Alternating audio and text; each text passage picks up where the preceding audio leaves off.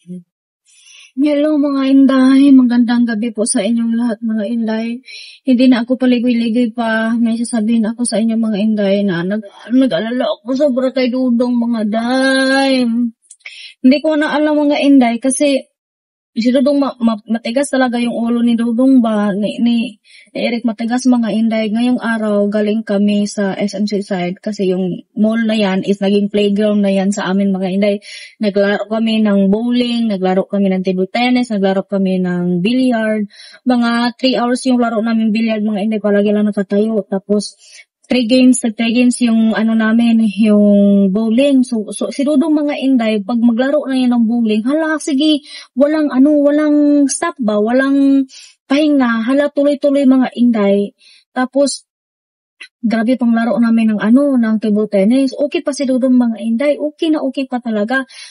Pero before that day mga Inday, nagpunta kami sa High Precision Diagnostic Center kasi kami Inday, nagpa-laboratory kaming dalawa kasi annual check-up ba. So doon nakita mga Inday, ito yung result. Ayan. So alam naman sa previous natin, 'di ba, simula nung pagdating ni Dudong Eric dito mga Inday, is palagi siya nagkakasakit. Ako naman mga Inday, kasi alam natin na may asthma talaga si Dudong. Yan yung pinakakatakutan ko ba na kung mag-trigger yung asthma niya.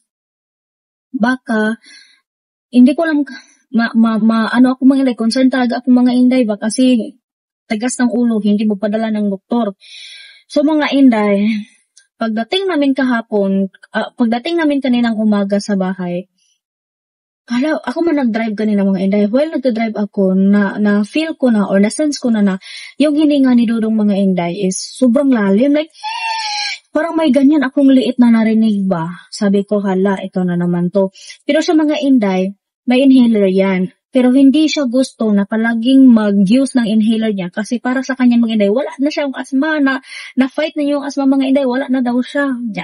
Nagkaedad, nabi as Eric, no, tumatanda na yan siya. So sabi ko sa niya, always bring your inhaler. So mga Inday, dito si sakyanan, sabi ko sa kanya, are you tight? Sabi niya, gamay, kunti. Binigay ko sa kanya yung inhaler niya mga Inday. So ang inhaler, wala na palang laman, ubos na. So palagi siyang nagsupsup. So palagi siyang ganyan-ganyan mga Inday, wala mang gyud. Tapos yung rinig ko na tightness is mas lalong kanang nag-trigger mga Inday. Pag-trigger ng kanyang tightness mga Inday, sinabi ko sa kanya na parang hindi na yan normal. Ay, pagdating sa bahay mga Inday, wala na talaga siya sa sa mood niya mga Day. Kasi yung hininga niya parang feeling ko sa hinika niya mga Inday, kunti na parang yung daluyan ng hangin dito sa ating esophagus is sobrang piit na, sobrang na mga Inday ba? Sabi ko, punta tayo sa doktor. Sabi niya, hindi, kaya ko to, bukas na lang. Nako, pag kinabukasan siguro mga Inday, ako, ano na kayang mangyayari sa kanya? So, ang ginawa ko sa kanya, kasi may prescription kami dati na old na mga Inday ba na palit na namin lahat, nabili na namin lahat na prescription niya. Alam niyo kung anong ginawa ko mga Inday, kasi hindi niya ako pabilihin kahit na inhaler lang sa tindahan. Kasi yung inhaler, over the counter naman yan, di ba? Ayaw niya mga Inday na magbili ako. Sabi niya, mag-wait lang tayo bukas, pupunta tayo doon, balik tayo sa High Precision Diagnostic Center. Sabi ko, pag abdan pa rin ugma, unsa na lang, kaya hindi pa naman kami sabay matulog, hindi pa naman kami tabi matulog. Kaya anong mangyari sa kanya? Responsibilidad ko sa mga Inday. So, anong ginawa ko? Kinuha ko yung dating record mga Inday ng prescription. Anong ginawa ko? Kinapi ko. Alam ko mga Inday na hindi naman to maayos yung gagawin ko. Pero for the sake talagang si Eric na mabilhan ko siya ng mga Inday, ng prescription. Kasi hindi ko pa kasi alam na yung inhaler is no need na prescription. Ako talaga Inday, nanigurado talaga ako. Kasi hindi pa man ako nakatry na magbili ng prescription na inhaler sa over the counter. Akala ko is kailangan ng prescription. So nanigurado ako mga Inday, kinapi ko yung date, kinapi ko yung pangalan ng lahat ng idol mga Inday, print ko. Tapos sinabi ko kay Dodong kahit sa ayaw at sa gusto mo, maninigurado ako, pupunta ako ng pharmacy. Kung over the counter may yung inhaler na ginagamit mo, mas maganda. Pero kung hindi, mas mabuti na may prescription ako. Sabi niya, ang galing mo. Sabi niya, ang galing mo mga inday. Tawa-tawa lang siya mga inday. Pero pag hindi ako nakatingin sa kanya, sobrang ganyan yung atake niya mga inday ba. Grabe talaga dahil may asma no. Hindi talaga basta-basta mga inday na kung may asma yung tao na baliwalain mo lang. Kasi nag-research ako yung asma inday. Mahulog pala yan yung pneumonia at saka yan yung kinamatay ng mama ko. Walang asma yung mama ko mga inday. Pero hindi naagapan ba. Nahulog ng pneumonia kasi matagal na pala na may diferensya si mama. May klima si mama sa kasing-kasing. Hindi ko alam kung bakit tinago ni mama. Pina-check up ko naman si mama noon mga inday. Pero hindi ko nakita. Tinago yung ECG na result mga day. Saka ko na lang nakita nung na kami ng kwarto ni mama. Naglinis na. Wala na siya. So, hindi ko alam mga inday. Kaya, ngayon sa Eric, pupunta ako ngayon mga inday doon sa pharmacy. Bibili ako ng inhaler niya mga inday o yung dalawa yung ginagamit niya kasi mga inday. Yung inhaler parang ganun lang. Tapos yung may isa na parang i-click mo lang mga inday, parang i-click mo lang to. So niya. Sabi niya, yun daw yung ginagamit niya na pang long term. Pero hindi ginamit niya mga inday, paubos na rin. Sabi ko, saan man tayo makabili nito? Uy, sabi ko nga. Tapos wala dito sa San Remo mga inday, wala malapit dito na pharmacy. Ang pharmacy na usually na pinupuntahan ko is doon pa sa Taligsay or 'di ba dito malapit sa SM or sa sulod ng SM. Pero pinadali man ko mga inday. Tapos pupunta ako doon sa Talisay na lang ako mga day. So nakaka-trigger mga inday. Si Dudong palagi nang nagsabi na okay lang ako na naunsa na. Ganyan talaga mga inday no. Basta matanda na ba. Pero active man si Eric mga day. Active siya. Active si Eric. Grabe yung exercise niya. Grabe yung pagkain niya. Very health conscious sa mga inday. Pati nga ako na gusto niya din nga health conscious ako. Huwag pasyadong kumain ng rice. Mga inday na less na ako ng 3 kilos. Kasi nung nasa probinsya ako, iba talaga pag nasa probinsya ka, no? Kahit nasa probinsya ka, masarap yung mga luto ng mga pamilya mo. Palaging nagluluto, buntag mo to hapon. Tapos yung kapatid ko mga inday, ang galing magluto, ang sarap-sarap magluto. So, lumaki ako nung sa probinsya kami. Yung normal na timbang ko mga inday is yung normal lang talaga na long term yung timbang ko is 53. Pag uwi namin sa probinsya mga inday, nag-56 ako. Pag another uwi sa probinsya, nag-58 ako mga inday. Sobrang laki ko na. Wala na akong baril na putol. Hala mga inday, si Dodo nakikita ko sa mukha niya na parang ngiti-ngiti lang siya ba. Pero may sa mata niya ba na ang laki ko na. Pagdating namin dito sa Cebu mga inday, naging nakunan ako ng 3 kilos. So 56 na lang ako ngayon. So 3 kilo na lang yung i-workout ko mga inday para babalik ako sa 53. Sabi sa akin noon ni Dudong na 49. Uy, mag-49 para na akong bata noon mga inday. Pag mag-49 kilo na ako. Sabi naman ni Dudong, sige, na lang, balik ka sa 53 mo. Kasi 53 yung kilo ko mga inday. Simula yun nung bit kami 2019. So yan yung i-workout ko. Ang hirap ko. Uy, lalo nang nagkaedad na tayo ba, ang hirap. Lalo na mag-stress ako, lalo na pag mas gustuhan ko mga inday ba na pag nasa mood ako na mag-exercise ako.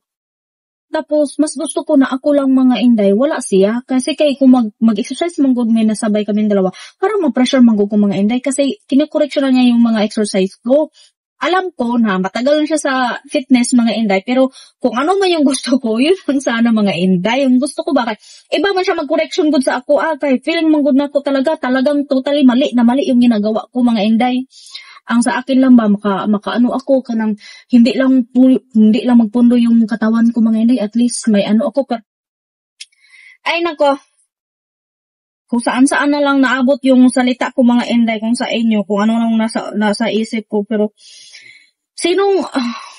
first time ko kasi mga inday na nakita talaga si Eric na ganun talaga ang atake ng asthma niya mga inday. Siguro, dahil sa mga alikabok at sa condo kasi namin mga inday, we are facing sa bintana sa kalsada. So, hindi ko na, noong dati, ino-open ko yung bintana para makapasok yung hangin. Pero na-notice ko mga inday ba na pinag-open ako sa bintana, papasok mag-vacuum yung mga abog. So, hindi ko na pina-open yung bintana mga inday until now. So, this time na nakabalik kami sa condo, hindi na nag-open. Pero, every 2 weeks mga ina, nag-change ako ng beddings ni Eric at saka nag-change din ako ng beddings, pillowcase kasi sobrang abog. Ginalingtan ako mga inday ba. Pero, mataki pa man dyan po ng asma ni Dudong mga day. Oy, sabi ko, kay mag-walking man gud siya dito malapit sa kalsada, sa tabing kalsada mga inday, maraming sasakyan, di abog Japon. So, yung niya, kolesterol niya, yung sa resort na dito mga inday, medyo mataas yung kolesterol niya. Sabi ko, bakit may maintenance na si Dudong mga inday sa kolesterol niya? Sabi ko, bakit ka naman na mataas ang kolesterol mo na hindi ka naman palaging kumakain ng mga mamantika? Magluto man ako permigulay. Permigulay yung nilaluto ko mga inday. Tapos, pag pumunta kami sa labas, ayun, sa Tokyo Joe sa SMC side na hindi, kaya palagi man siya nag-order ng teriyaki chicken. Tapos yung teriyaki chicken, parang niluto nila yun sa mantika, halos every day or every other day man siya mag-order doon mga inday. Kasi nung una, ang mga in-order niya nung last year na andito siya kay, mga day, chicken ball or meatballs. Ang dami man yan. Kahit araw-araw man siya nag-meatballs mga inday. Yung dugo niya umabot ng 240. Normal pa ba yun? Sobrang taas mga inday. 240. Kaya ngayon, hindi man masyado mataas yung kolesterol niya kumpara noong una mga inday. Pero mas lumala yung asma niya dito. Sabi ko, na lang, ilang 12 days na lang mga inday, uuwi na siya, aalis na siya babalik na siya sa Amerika. Para sa akin mga inday, kasi lately okay kami, wala kaming pinagtataluhan, wala kaming away-away, puro kami more bonding, mga kakulitan. Pero 12 days na lang dahil mga inday, uuwi na siya sa US. So, medyo nafe-feel ko na yung sad. Pero for his own sake mga inday, para maging okay siya ulit doon sa kanila. Kasi dito mga inday, hindi talaga siya okay.